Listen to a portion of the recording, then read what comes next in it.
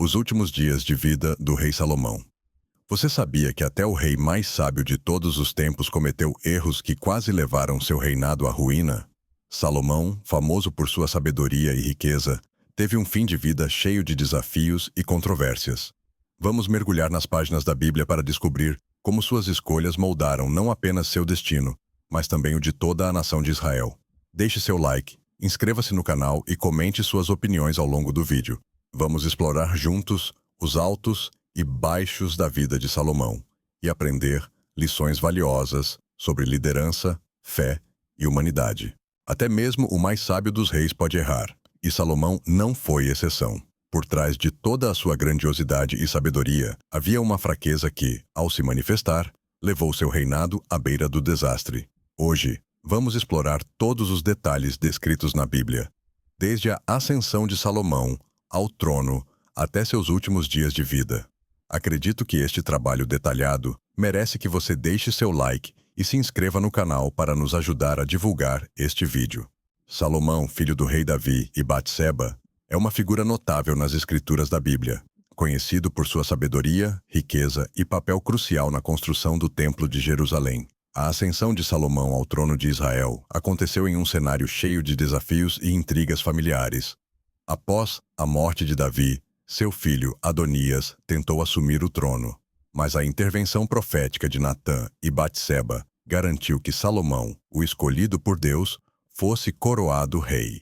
A revelação de Deus a Davi, na qual foi dito que Salomão o substituiria e construiria o templo em Jerusalém, ocorre no primeiro livro de Crônicas, capítulo 22.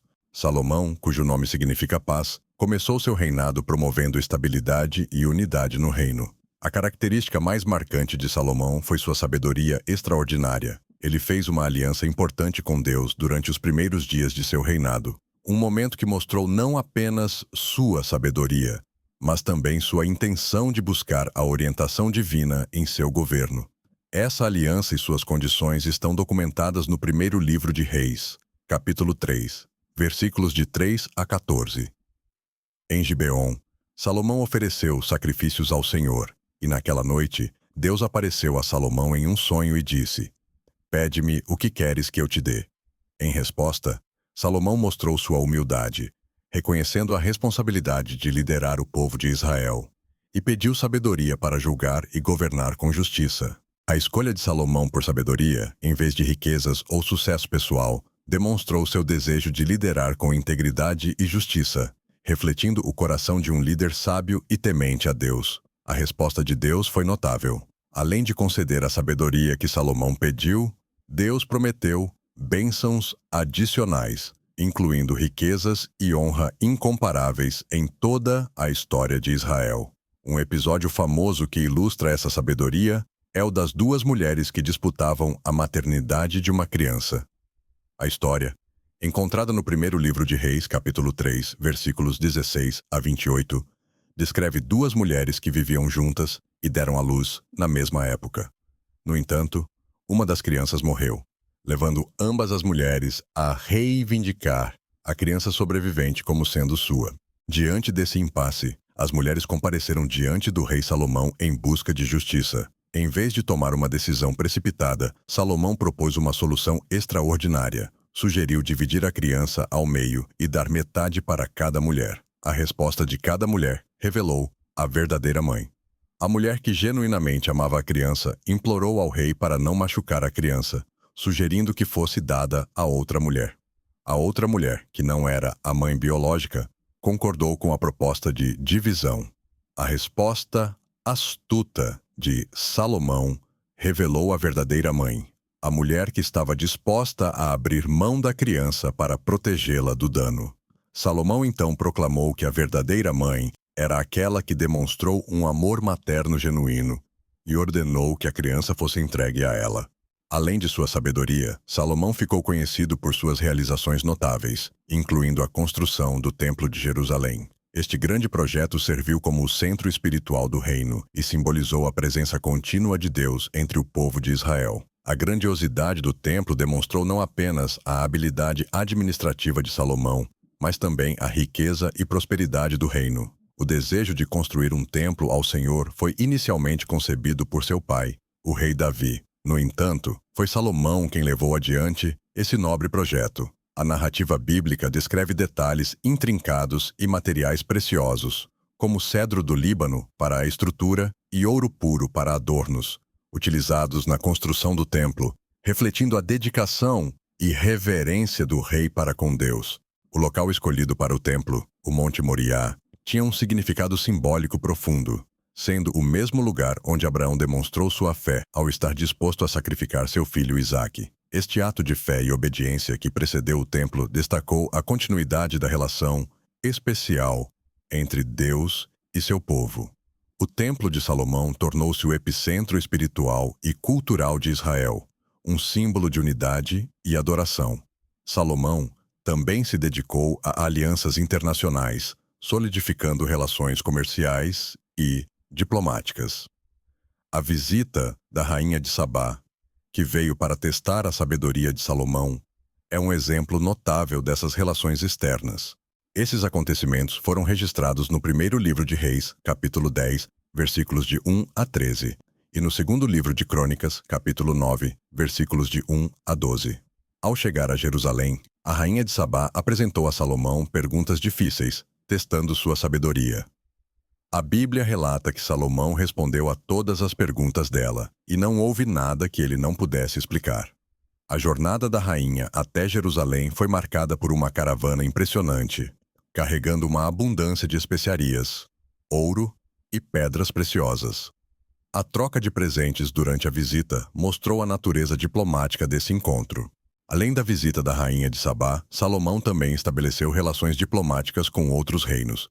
Ele fez alianças matrimoniais com princesas de nações vizinhas como o Egito e a Fenícia, uma prática comum na época para fortalecer alianças e promover a paz entre os reinos. No entanto, ao longo de seu reinado, Salomão não foi imune a falhas. Embora tenha sido celebrado por sua sabedoria e grandiosidade, sua história também está marcada por erros e desvios que tiveram consequências significativas em seu reinado e na história de Israel. Um dos principais desvios de Salomão foi seu envolvimento com mulheres estrangeiras em desacordo com as instruções divinas. A Bíblia relata no primeiro livro de Reis, capítulo 11, versículos de 1 a 3, que Salomão tomou muitas mulheres estrangeiras, além da filha de Faraó, e princesas de nações vizinhas, contrariando a lei de Deus que proibia casamentos com mulheres que adoravam outros deuses.